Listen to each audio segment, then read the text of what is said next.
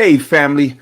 Once again, here we are doing what it is that we feel led and called to do vocationally. I like using religious language, and since I am a religious person, I can use religious language. Anyway, welcome to this platform we call Relevant Conversations with me, Bishop John Selditz. And tonight, what I feel very blessed and honored that I get the opportunity to talk to some of the smartest, brightest, most interestingest folk in all of the world, all across the world. And a number of years ago, after hearing about this interesting story, which we're going to spend the next little bit of time here talking about, I got to meet this person who is our guest, who has this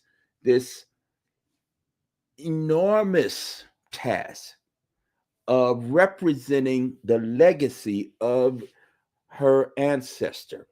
And I'm not going to steal her thunder. I'm going to let her talk to you as well. I am pleased and godly proud to be connected and related. We're going to figure out how I'm in this family too.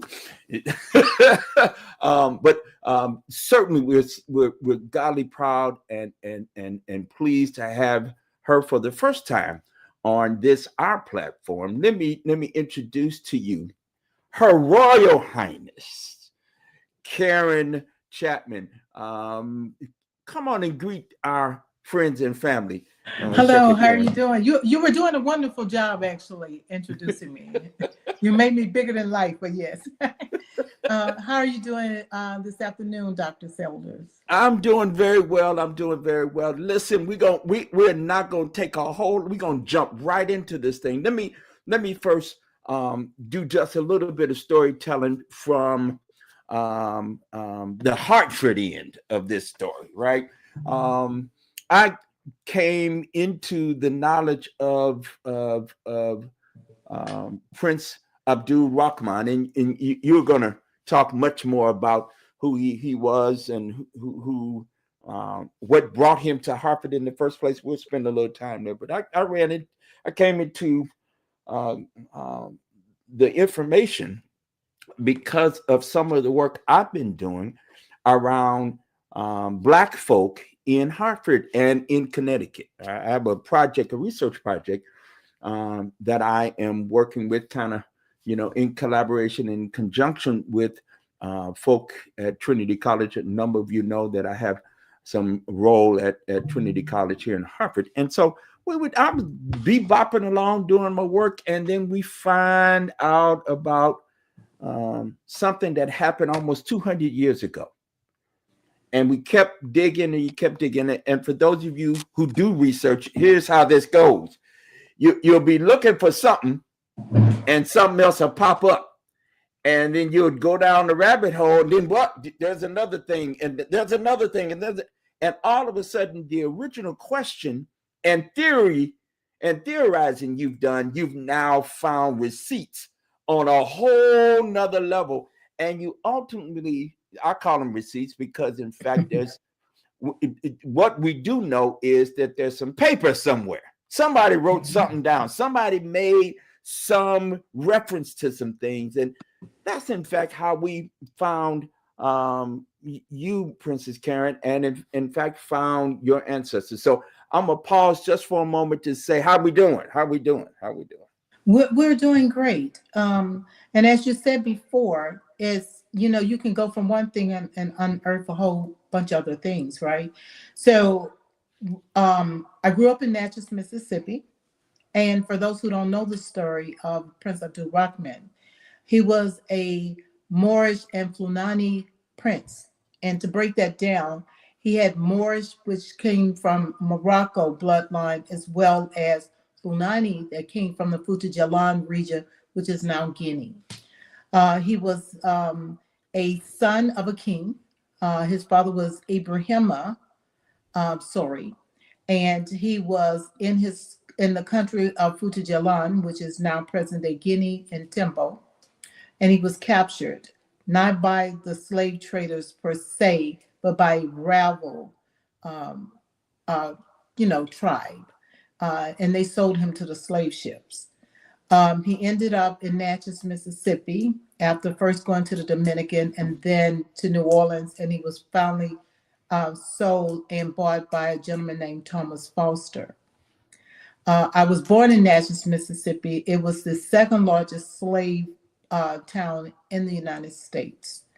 Um, and so it's also famous for Richard Wright, the who wrote Black Boy, and also Native Son, who is my mother's um, uncle, half uncle. They share a shared relative, and it's also the town where most people know Medgar Eggers, right? So it is a famous town in itself. But Prince Abdulrahman actually brought something different to Natchez and different to the Black community and the United States when they could actually historically verify that he was a African royal and that they had a dynasty. And so we hear so many cliches like, oh, the African prince, the Nigerian prince, and it became like a folklore and a sense of humor and the butt of a lot of comedian jokes. But this prince actually suffered quite a bit, and he struggled for 40 years in captivity until he was emancipated. And that story in itself took on its own element because there was diplomatic and kingdoms involved to get his freedom. So let's go back just for a second, because there's a bunch of intrigue in just what you just set up. You just set up. First off, for him to arrive in Natchez, Mississippi, the journey it took through the Middle Passage or the Meafa, he goes to the what we now call the Dominican Republic, yes. And then he's bought and sold to New Orleans.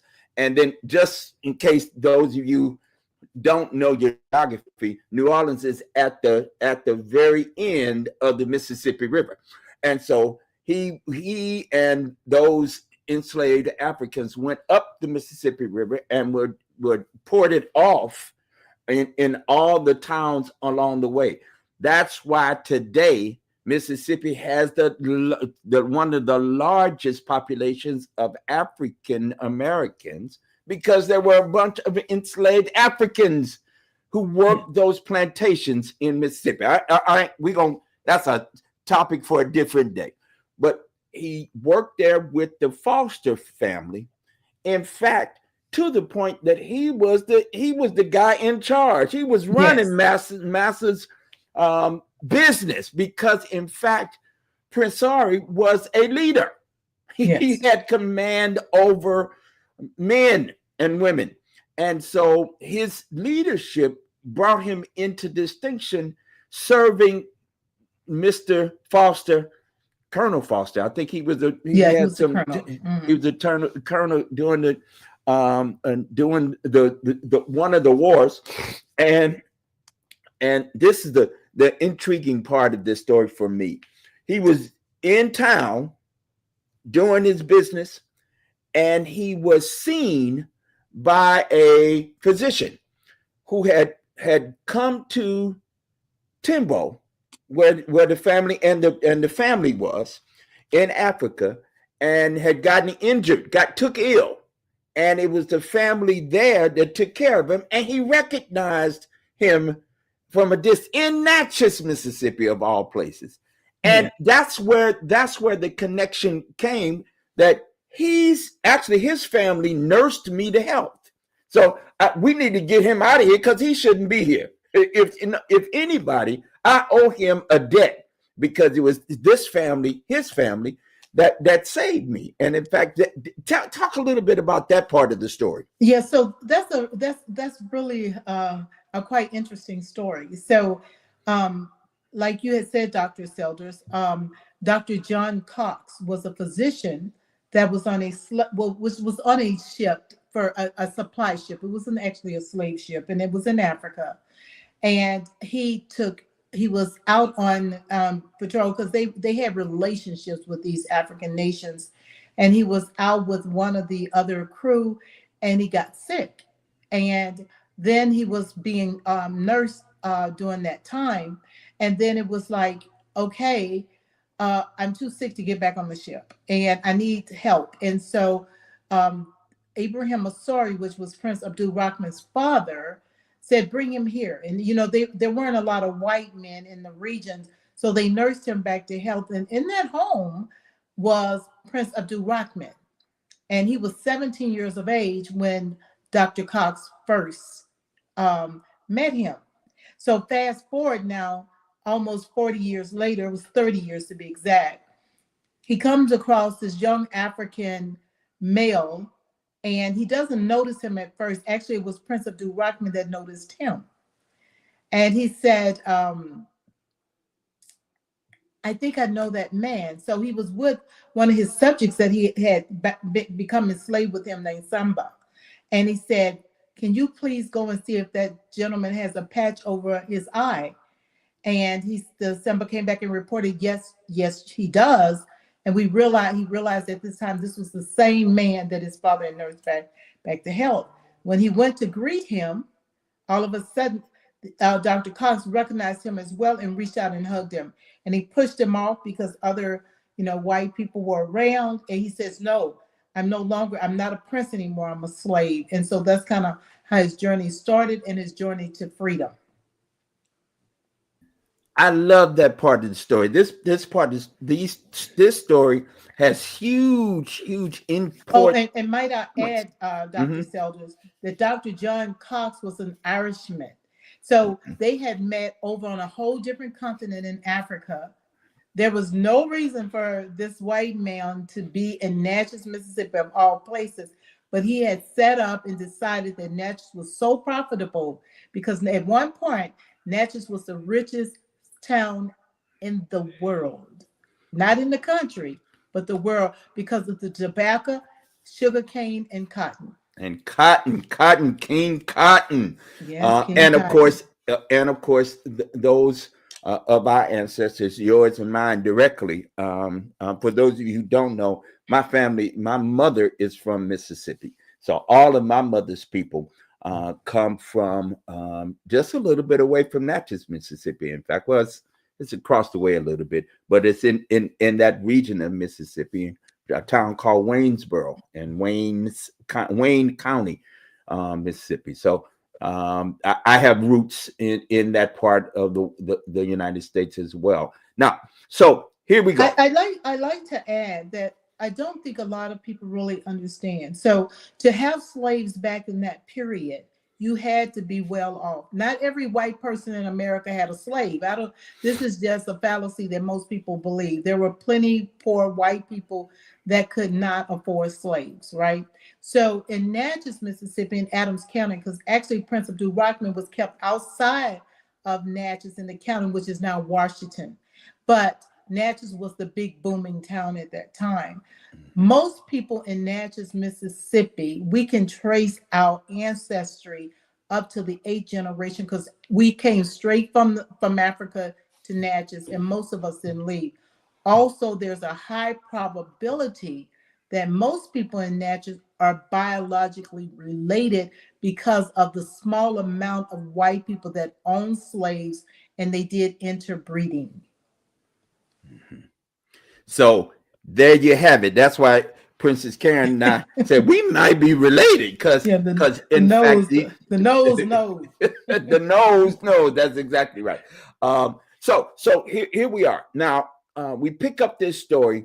What happened with Dr. Cox's recognition ultimately caused for the United States government to get involved with correspondence, which we now have the receipts, these documents, these letters that were passed from one kingdom, from one country to the other country to verify that Prince Abdul's mother, to make sure I got this right, his mother had ancestry in Morocco. Is that correct?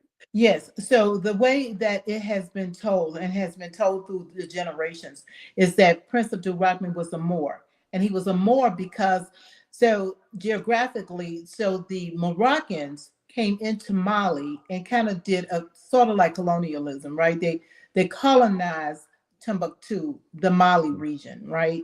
And so his mother, and back in the day, if you were from a royal family, right, you're gonna marry off into another royal family for peace.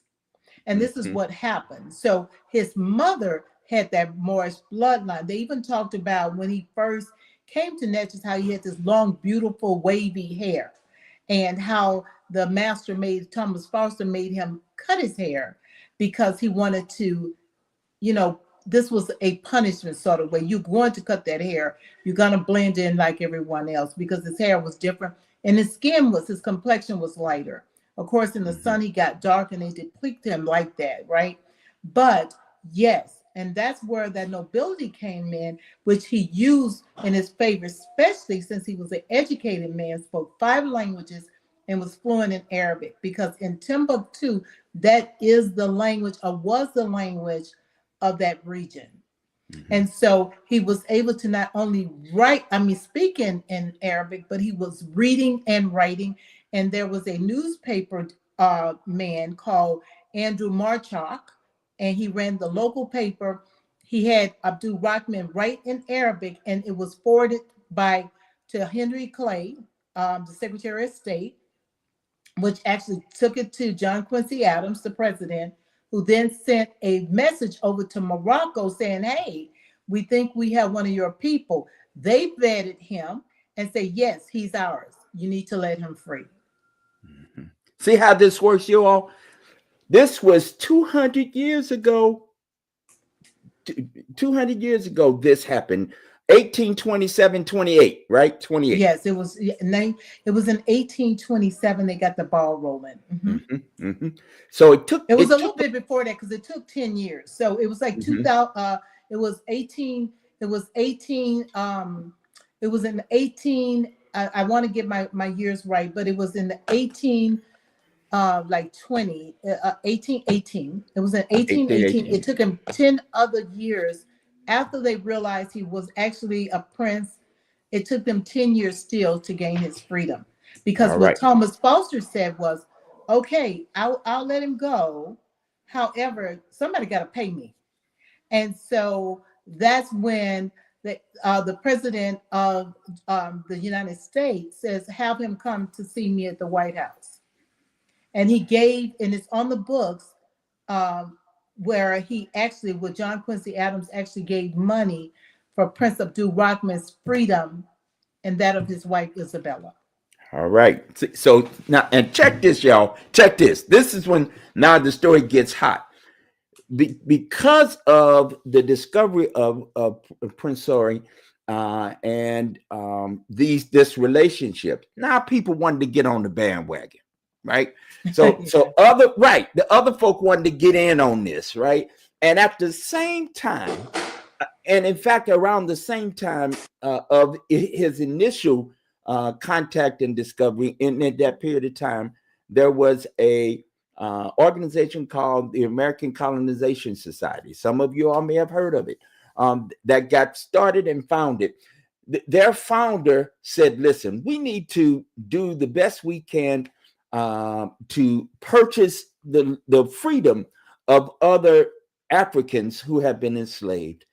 And wouldn't it be a good idea? Wouldn't it be just as God would have it, that we would purchase these formerly enslaved folk, we purchase their freedom and then send them back to Africa? Isn't that just the way God would have it?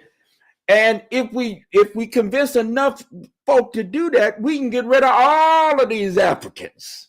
And you know, the altruism in that, we're suspicious of it today.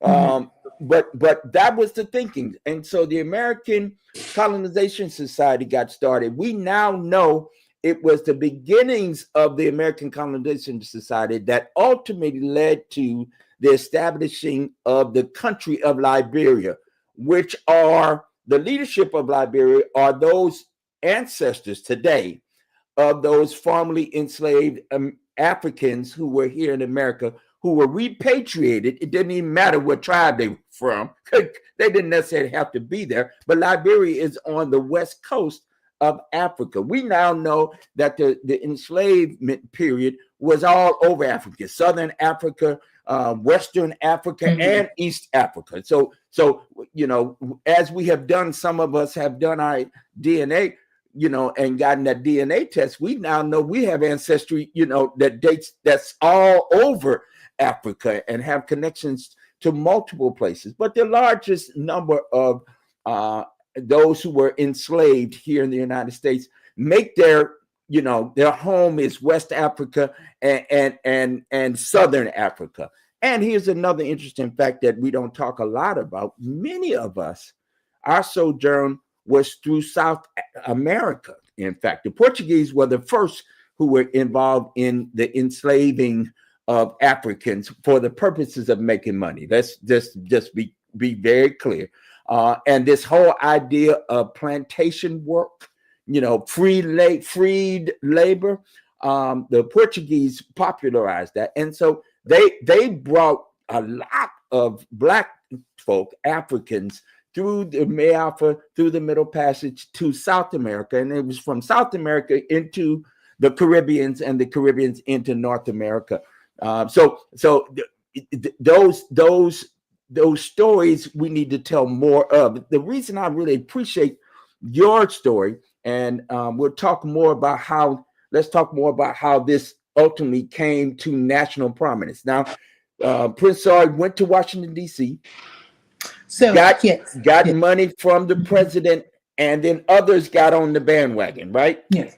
So the interesting part to that was after Prince Abdulrahman obtained emancipation for him and his wife, then he was Thomas Gallaudet, the founder of American Sign Language, reached out, and he had started like you said, the ACS Auxiliary, which was in Connecticut. I mean, it wasn't fully the ACS, it was at the beginning stages, but he was like, this would be a good marketing to get other Black people to want to go to Liberia, and we can work with these white slave owners to try to, get their people back. And so, but it came with conditions, because as John Quincy Adams, which few people know, never had slaves. He never owned slaves. And so Andrew Jackson had beat him out of the election. While John Quincy Adams was still in office, then guess what? He had a little protection. But once Andrew Jackson, so Thomas Foster wrote a letter to Andrew Jackson and said, I want that slave, he probably wasn't that nice, sent back to Africa, because if he doesn't, I'm going to re-enslave him and his wife. He was trying to raise money through with the help of Thomas Gallaudet and Center Church, right, on this tour up through the Northeast to raise money for his 9 children left in bondage or in captivity, enslavement in Natchez, Mississippi, which I am part of that legacy, right? Right. And so he ended up having to leave without his 9 children. And so in 1829, he boarded a ship, right, back to Africa, to Liberia, where they were sending all the slaves, and with every intent to make the journey back over to Timbo. But unfortunately, hang on. Let's hold up. Story. So here we are. Now, Thomas Gallaudet, again, as Princess Karen just informed us, he's the dude from the School of the Deaf, the whole signing and all that kind of stuff. He both started a school here in Hartford, Connecticut. Yeah. And then ultimately, Washington, D.C., he and his son, his son actually went to Trinity College. So some of the stuff, the receipts we got because these folk were in relationship with one another, right? So Center Church, which is the congregational church here in Hartford, the first church. For those of you who are not in New England, this is how it goes. In order for a town to become a town, it had to have a couple of things, one of which is a congregational church in that town. All right, before they could even be a town. So if you come to New England, most towns around the town green, which is the downtown of any particular city or town, there's at least a congregational church, and an Episcopal church, and then later on a Catholic church, in and around, in proximity to those towns, as well as those churches had the more prominent members of said town. Thomas Gallaudet was a member of Center Church. All right, he wasn't a pastor there; he was a clergy person, but he was a prominent member. And Thomas Gallaudet also, and his story is a fascinating, interesting story. He was born in Philadelphia, so he had roots in Philadelphia. His family was a prominent family in Philadelphia, and then they moved to Connecticut and to Hartford in particular. But he still had connections both in Philly and in New York City.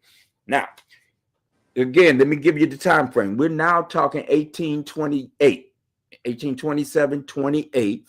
Now, Prince Sori, along with several others, are traveling around the country. They came to the East Coast. We now have documents that said that Prince Sori was in New York several times. He was in Philadelphia. He was in Washington, D.C. He came to Hartford a couple of times. We think it was probably the same trip, but we're trying to figure that all out.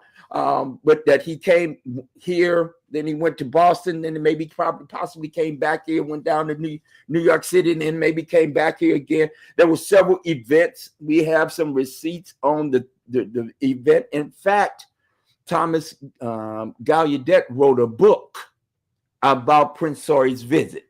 And he documents for us, at least from his perspective, how he came to know of the story of the prince and his activity, in fact, with relationship to Prince Sori. They were very proud of their connection to Prince Sori. Now, here's another thing that makes this all possible.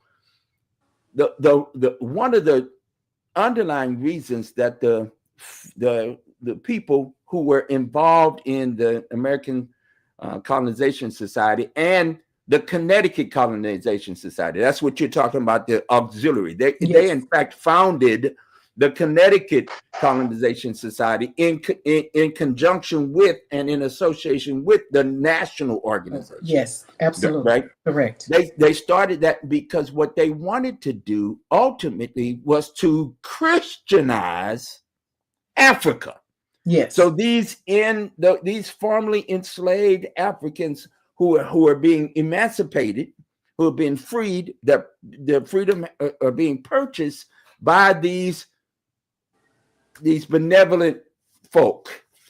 They really wanted to make sure that they were trained and Christian, and then they wanted to take them and have them go back to Africa as an evangelism tool. Are you all hearing me? All right.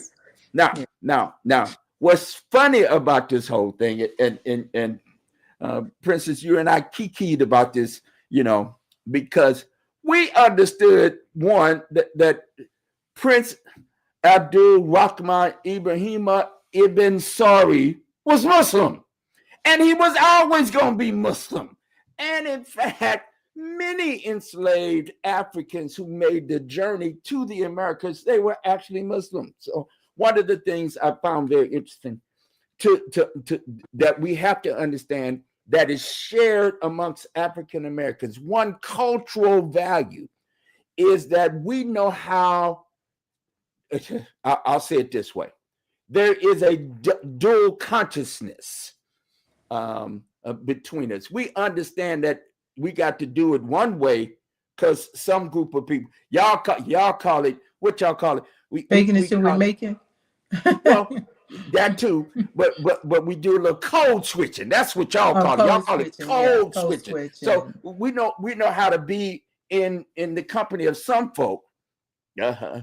We can sing and dance and entertain on Sunday, while swing low, sweet chariot coming for to carry me on. Yeah, isn't that a great song? Oh, that's such a great day to hear that harmony. And the white folk didn't know that black people were telling messages. That maybe the Underground Railroad and the engineer of the Underground Railroad was meeting. Follow the drinking gourd, right? These songs that were interesting songs and had religious connotations, but they also had embedded messages. Our tradition of quilting, which you also have had some connection with, also were this gathering of stuff, and embedded in the quilts themselves were hidden messages, right?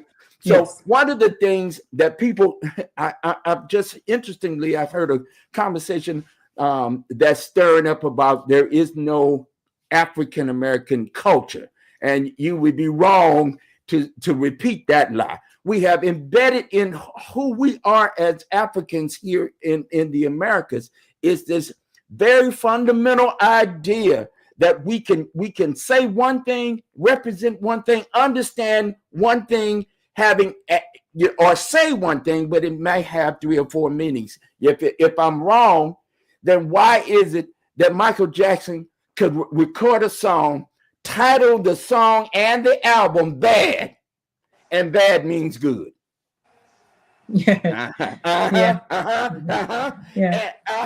So we've been doing that.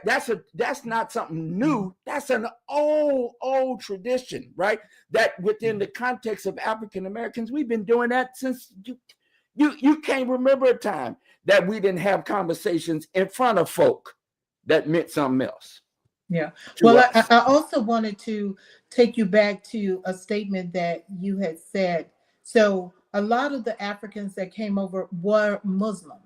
And I know that, especially being in Natchez, because when I grew up as a little girl, I had 2 great aunts that were Muslim. And my mother used to say, well, they pray to the East. But I'm going to tell you how Black, that the Islamic culture fed into slavery. They couldn't totally get rid of some of the things. Some of the way that Black people worship today have a lot to do with Islam, because Christians weren't kneeling down on their knees like we did. They also, if you remember, if you were around my generation, late 50s, early 60s, before you used to go to bed in the country, you had to wash your feet. You had, before you prayed, you had to clean yourself. You couldn't just go to it, because that's ardu. That's the ardu that they do from Islam. When they pray to God, they need to be clean. This was carried over, especially into the Southern Baptists, the Black Southern Baptists. We carried a lot of those Islamic things. So, and especially in Natchez, Mississippi. So when I grew up, believe it or not, I don't want our audience to faint, but my mother always believed in praying to God, the higher power, right? We didn't, the Jesus, praying to Jesus concept came in a lot later for us because of the Islamic influence, right? So what I tell people, that Prince Sori's story not only touched on freedom, but it brought us to a place where we realized that religion played a key factor, especially among Black Americans. And I'm going to tell you, so many of us, and even me, it took years for me to have that awakening that we should be proud of our Blackness. We should be proud of our origins. Because when I grew up, as I told you, as I spoke at the Stowe Center with you as my moderator, we were taught that being from Africa was the worst possible thing, because they were uncivilized. They had no language. They had no intellect. This is what we were taught. And they reinforced it on Saturday mornings for every little Black kid with Tarzan. They were going ooga booga, yay, yay, ooga, beating on their chest like a gorilla. So this is what that systematic racism has put in. But with Prince Abdulrahman's story, there came a different story now. And even now, when I tell people I'm a real princess, I'm not a fabricated one. It's an inherited title, no different than Prince Harry or Prince William or Prince Charles. It's that same line. As a matter of fact, my dynasty goes way further and is more established than the British royal family. So we have to learn to educate ourselves and to give credit where credit is due. And if I seem as though I'm arrogant, it's not. It's just that my grandfather was in prison, enslaved, stripped of everything, and I don't have to wear his chains. Mhm. Therefore, don't expect my mouth to have a muzzle. Mhm. Yeah. So you were talking about Christianity. Hmm. It's certainly embedded in our common and everyday practices. Many Christians will know this song. Let us break bread together on our knees. Let us break Hmm. bread together on our knees. When I fall on my knees with my face to the rising sun. Yeah, Where does the sun rise in? from It the east. rises in the east. Fall on my knees, face to the right. Hmm. It's even embedded in our Christianity. It is. Islam. It is. It Islam is. is. So Hmm. so so so here we are. Here we are. Here we are. I get so excited with tell these stories. I get so excited. So Prince Sari comes here. They do then raise some. They begin to raise some money. They get Prince Sari and Baba Sari and uh, Mama Elizabeth, right? Isabella. Isabella. Why I get Elizabeth? Because you were talking about the Yeah, British the monarchy. British That's family. I'm gonna blame it on you anyway. Yeah, Mama Isabella. They get back to Africa. Okay, you can do the grand reveal. So Okay. they get back. They get So back they to. get back to they get back to Liberia. They get They to go to Liberia. Liberia. They get back They to go to Africa. They Liberia. they go to Liberia. Now Right. again, we So know I the want to go back just a moment. I want to okay. take the audience back for just a second. Can you imagine being enslaved for 40 years?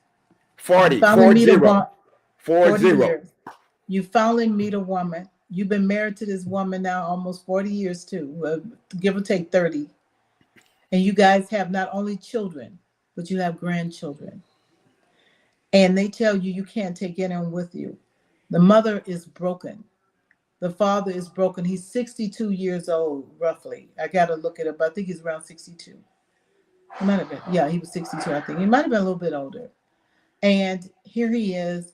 He see his whole legacy, and he's got to leave it. And not only does he have to leave it, he has to leave a daughter that they know that's going to have to breed, that they're going to have men that come into her quarters, because that had already happened. Some of the kids were mulatto, for the average person, black and white. And they had already been, the boys have already been stricken to forced labor. And you know this is what you're leaving behind, and you're an old broken man at this point. So now you finally told you can't bring them. You go to Liberia, and 4 months after you get there, you get yellow fever and you die. And not only that, but your slave master dies right after you in a whole different country. They both died the same year within a couple months of each other. But your wife, she's strong. Even though she couldn't bring those kids with her, she kept fighting. She was having people write letters to her to the ACS. When the ships would come in with supplies, she had established a relationship.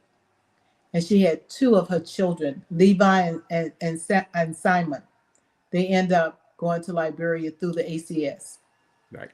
and to take care of their mothers. So she kept fighting. So that shows you the empowerment of a woman that loves her children.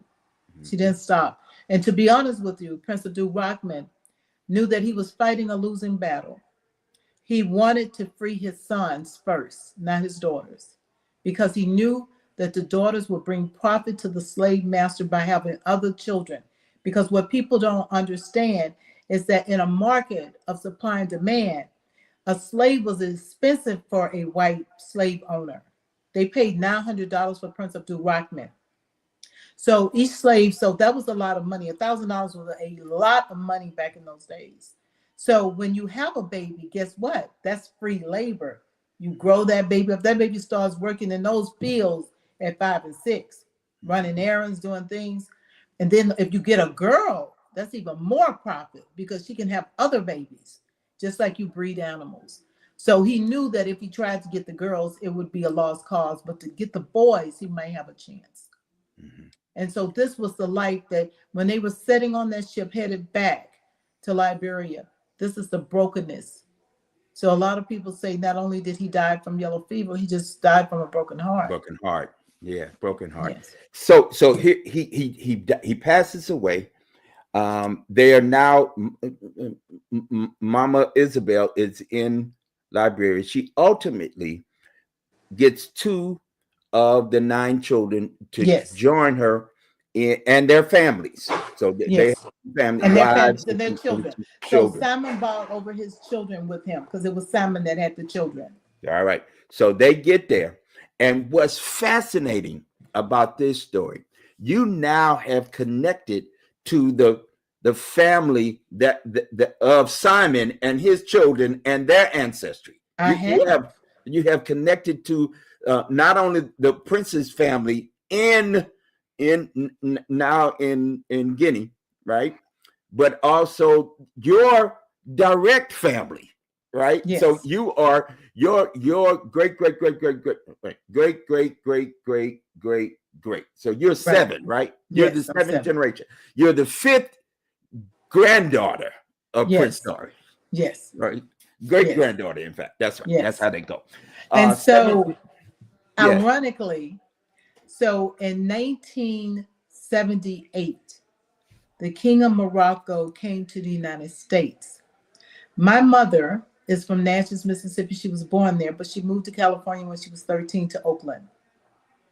She was a very innovative lady. My mother passed on June 13th of this year, but she said, I remember her saying, Karen, the king is coming from Morocco. I think we need to go see him, and I'm like, I'm a kid, right? We catch the Greyhound bus up to DC, a 3-day journey. And we stayed with one of her friends named Miss Maddie. And then she had written the congressman in Louisiana to see if she could get an appointment with the king. And so she said she didn't hear anything for a while. And finally they said, yes, he'll be there for a short period of time. You can see him. So she said, I'm bringing my daughter. So I came in with my mom and I got a chance to meet King Hussein. I think that was his name, Hussein at the time. And I was little, and he was like, "So you're a prince?" So he knew the story. They knew the story, and they were kind of fascinated to meet me. Mama had me all dolled up and stuff and looking cute like a little kid. And he was the first to say, "You are Her Royal Highness Princess." And I said, "Okay." And he says, "No, don't ever forget it. Always hold your head up high and look people straight in the eye." He says, "Because you're part of our kingdom." And I never forgot it. And he gave my mother a little piece of paper with a Moroccan seal on it. And she kept it in a safe deposit box because we went through floods and fires in Louisiana, but that paper she kept. But that gave me a sense of belonging in who I was. So when I became an adult in 1983, I formed the Royal House of Sori. And I started preserving the legacy because the older people were still alive. My grandmothers were still alive. My grandmother was born, just so people know, because my father was older than my mother. My grandmother, right, who follows the line of Esther, which is Prince Sori's daughter, was born in 1890. So I could sit there on her porch and she would tell me all the stories. She knew them all because my great aunts were still alive and all of those old people were alive to tell those stories. You know how you'd be like, oh Lord, they're telling the same story over and over again. I didn't appreciate it then, but I kept the memory of it because, it would be embedded. It would be embedded. And she was a quilter and she would tell me about how they would quilt. She told me how they would take the braiding of the hair and would hide rice in it because when the boll weavers came, it killed all the crops. It was lotus, but they call them the boll weavers, right? Mhm. And food was scarce, so they knew back in slavery time to hide seeds in their hair so they could plant them wherever they went, so they could have food to eat, right? Master would be hungry, but they had a hidden garden, and so these stories became part of my legacy and my life, and so I started wearing and owning the title to make sure that that legacy wouldn't die. Remember, Prince Abdulrahman had 9 children. 7 of them were left in the United States. Now, when my cousin in Liberia, I was fortunate enough to meet him at Center Church, for a program when we viewed The Prince Among Slaves that was by Terry Efford. But his name is Dr. Ultimus Gay, and he is the direct descendant from Simon, right? And the remarkable thing, I have met John Quincy Adams, great great grandson. He met me at Center Church at a program where you attended, Dr. Selders. I've also met Thomas Gallaudet, great great granddaughter, Margie. She lives right over there, across the bay, and so she was there as well, and she's in Martha's Vineyard. And then I met Dr. Cox's great great granddaughter. So together, I've sent you some pictures. So Right. all of these people have come together in honor of. It took all of those, their ancestor and my ancestor, to have freedom. And they were not abolitionists; they were ACS. But some of the ACS people started becoming abolitionists. So the story unfolds like a story, a made up fallacy, or just a story, but it is actually shows you that there is a higher order of this world. Some people call it God, some people call it, what I personally call it, God. But to have all of these things come together, right, for freedom of one person. So people often ask, well, the seven that were left in Natchez, that was horrible for you all. But I say, who would tell the story if no one was left? And That's you right. have to take that legacy up, right? That's right. Mm-hmm. So let's be clear. Let's Okay. Prince Sori, Baba Sori, and Mama Isabel had 9 children. Yes. Simon, and he had a wife. Her name was Hannah. Yes. And they went to Africa. And there was a Lee, yes, a Levi. son Mm-hmm. that went to Africa. Yes. All right? Levi, right? Mm-hmm. Then there was Prince. He married Bridget. Mm-hmm. Susan. That was Yeah. one person. Yeah. All right, Charles. There's another Lee or Levi. There's Yeah. another one. All right. Yeah.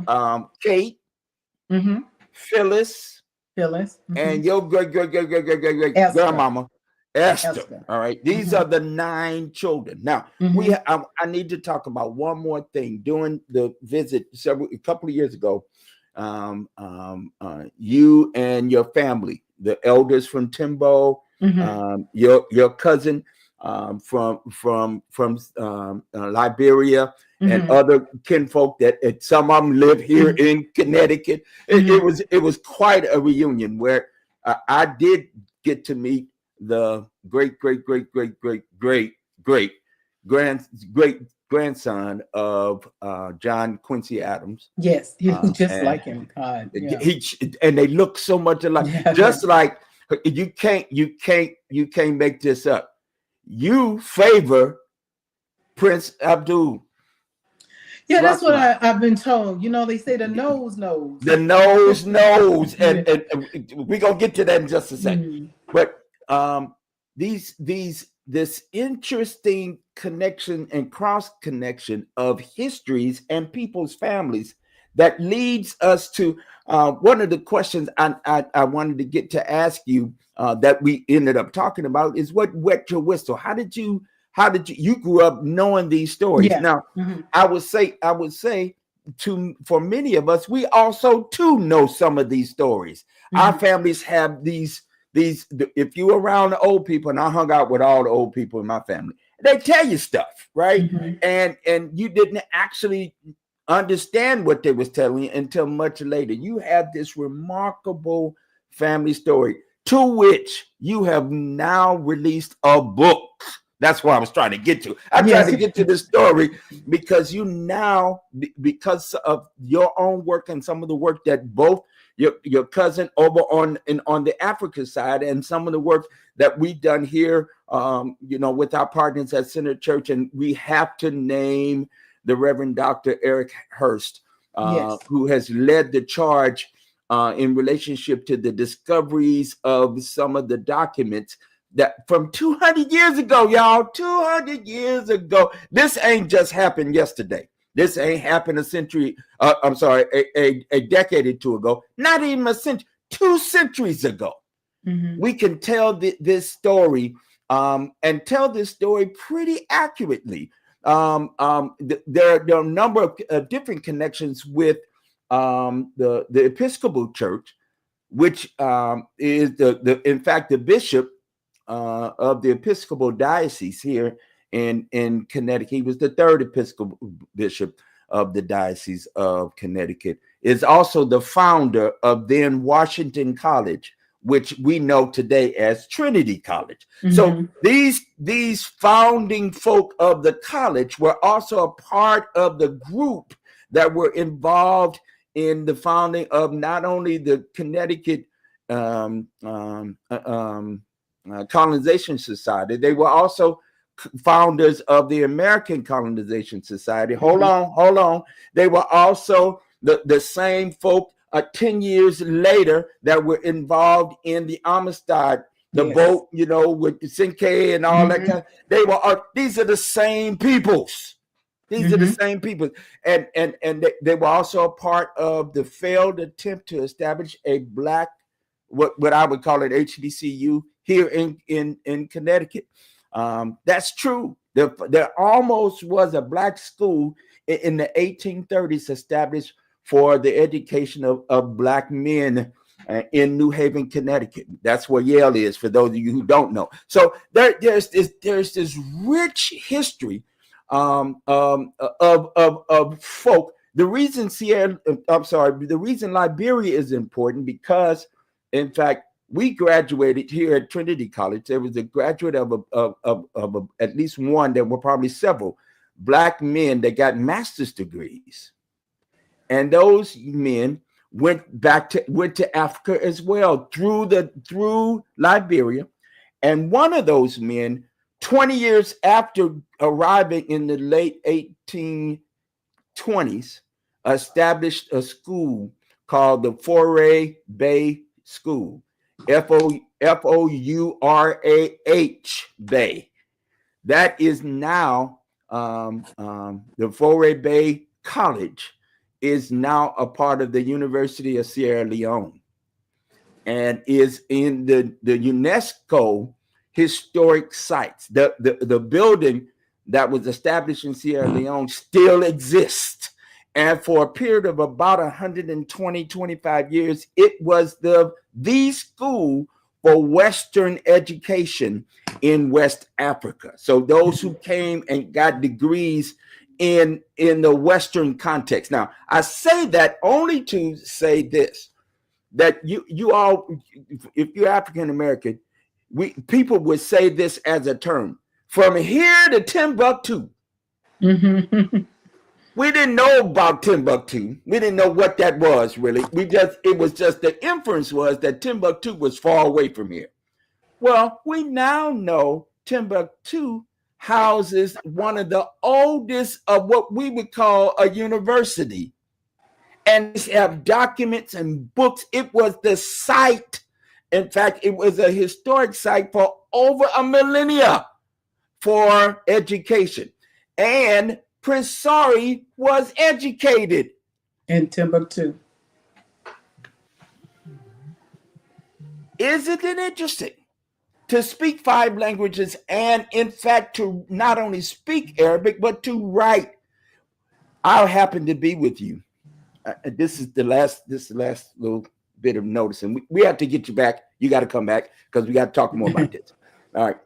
But I happened to be with you when, in fact, we believe we were looking at the script or hand of your ancestor, Prince Sori. Because he could not only speak but write, and we think we have a document that was his hand. Yes, so they verified that that's his hand, and he actually put in the document. He has 34 documents actually where he said, "I was born in Timbuktu, but I was raised and I went with my father to Timbo to help because what they were doing was bringing Islam into the Futa Jalan region.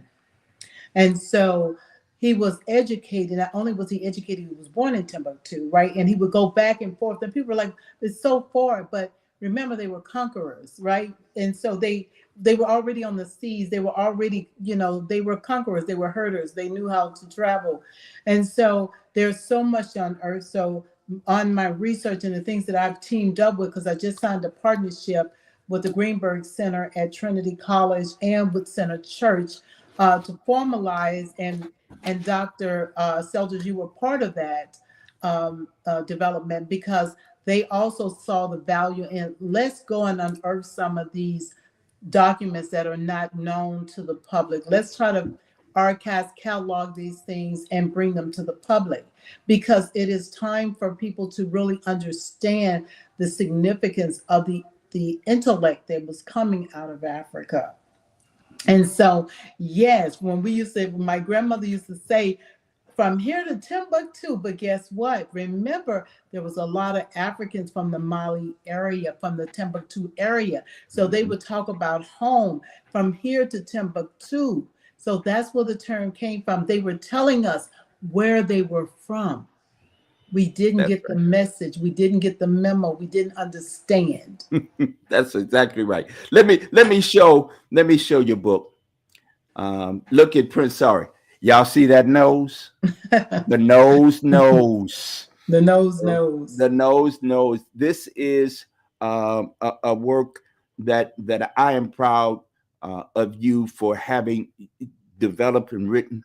It tells our story. In most instances, our history is told by other folk. You have this incredible distinction to be able to tell your story and tell it with your own voice. Tell it because it is your family story. Yes. It's remarkable. It's a remarkable piece of writing. And one more thing. You not only tell, Prince Sori's story is a fascinating story.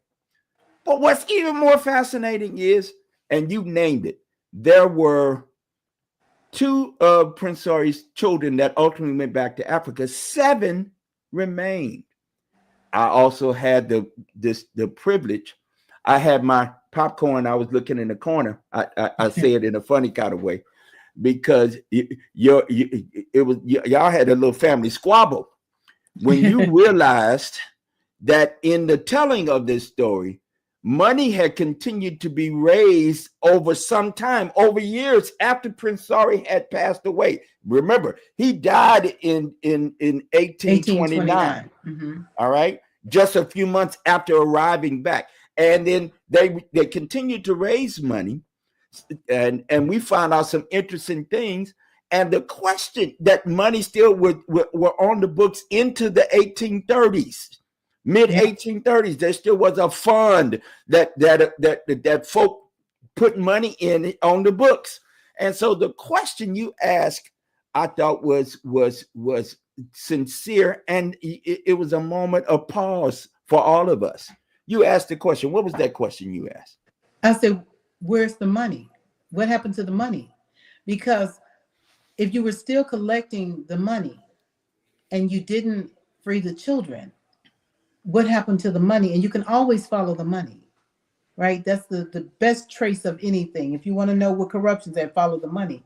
So my thing was, while we were still enslaved and could have had a possibility of freedom, someone else was taking that money and using it for their own purpose, right? So it hurt, because I grew up through the civil rights movement. So, I was a child, but I can remember my parents being scared and cutting off the lights when the Klan rolled by, right? And I remember, them crying about Megger and those different things, right? So for that reason, it was a painful experience to me that the elders from Timbo that were visiting didn't quite understand.